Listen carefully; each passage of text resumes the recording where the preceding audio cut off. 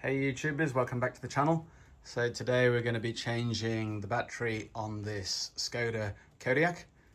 It's a 2016, I think? 2018. And we're going to be putting this Aokly battery on, which we've never heard of, but we'll see how we go. And I'll put a link in the description to some info on it. But as you can see, it's 70 amp hour, 800 CCA, and it's a advanced glass mat, which should be the replacement for the Skoda original. So we'll get this cleaned up a bit, get some of those terminals off and take you through the process. But first of all, we're going to test both batteries and see how they test. Okay, so we just tested this one. It's down a little bit, so it's saying it's 92% healthy, which isn't exactly great for a brand new battery. And it is 98% charged, which is good. And it's showing 770 CCA, which is pretty good. And I'm not sure that 800 is actually correct, because I'd imagine this is more like a 650 to 700 CCA battery. But nevertheless, 770 is great, so we'll get on and test the old battery. Okay, so we just tested the old battery on the car. We will test it disconnected as well, but the results are pretty poor. So 285 CCA, 17% healthy, and a firm recommendation of buy a new one.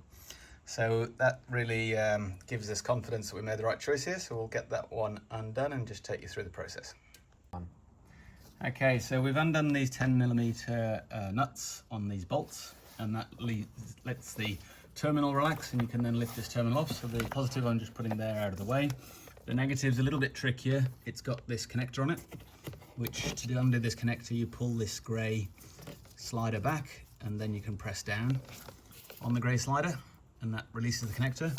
I did that just because I don't want to damage that cable while we lift the battery out, and that comes off the pyro disconnect that's built into this unit here, and then the cable can be put right out of the way over there, just so that we're not going to cause any damage.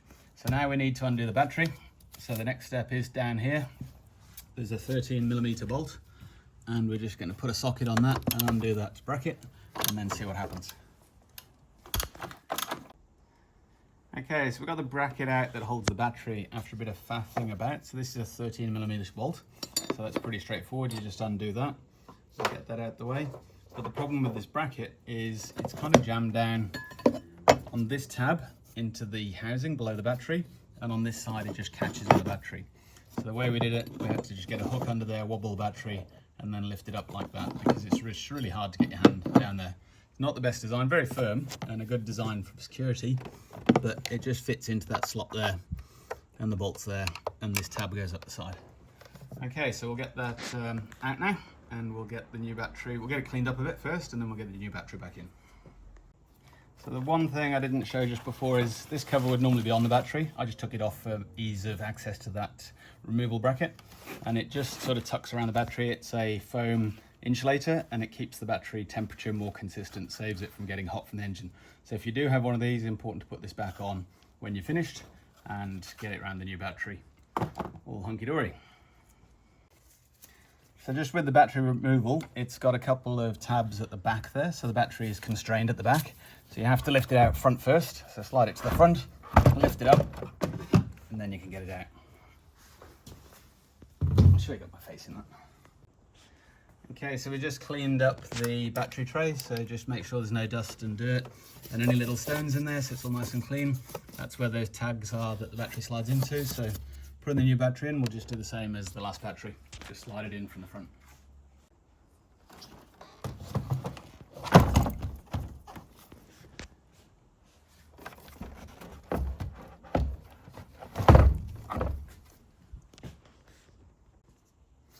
Okay, so we're just putting the thermal blanket back on before we slide the battery into place.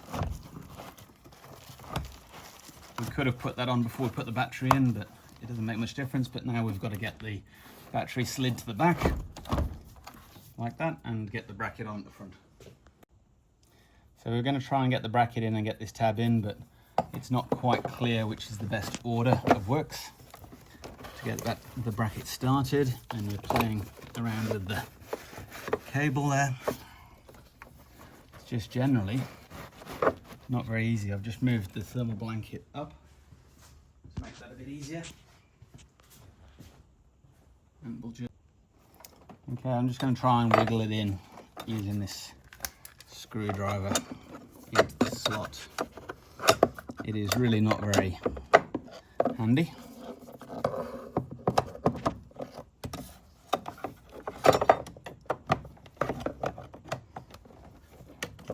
not sure that's going to work. I think we might need to lift up the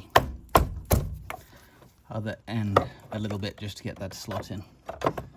Oh, no, it has dropped in. So I don't know if you can just see there, I've just managed to get it to drop in to that slot there. And that will be fine, and then I can drop the cover down.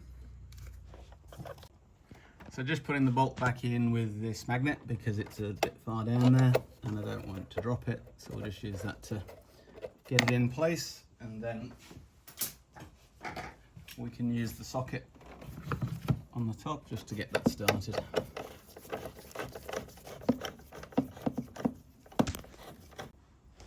So just going to connect the electrical connector back on, and you just push that grey tab back in, and now I can tighten up the the negative terminal, and then I'll put the positive terminal on. It doesn't really matter which order you put them on, but what is important, not to short out the positive to any part of the chassis while you're screwing that up. So it's normally better that you put on the positive first and then the negative, but again, if you keep your eye on what you're doing, it doesn't really matter. Okay, so I have tightened up the fixing there. I just tightened it up hand tight, or QT, and same with the terminals. There is a spec, I think it's about 10 Newton meters.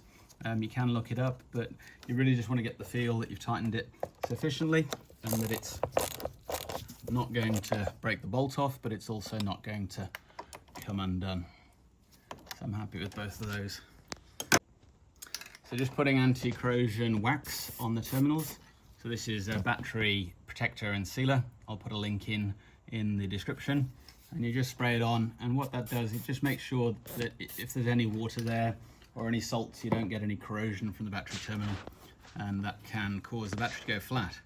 So it is worth putting on if you can get some, and you just spray it onto the bare metal parts around the terminal as much as you can without making a mess, and that's just a nice way to make sure that your car will start, especially over winters.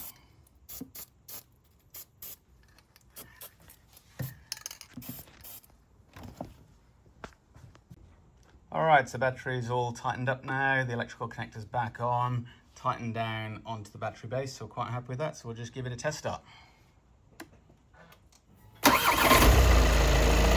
Starts ripping up. Alright, a couple more things to do here.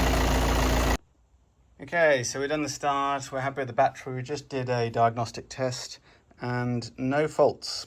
So I'm not going to code this battery, it's the same capacity as the old battery, so no real change there. And with those no faults, then no resident faults in the system. So pretty happy with that. So thanks for watching, hope that was useful to somebody, and I'll see you in the next video.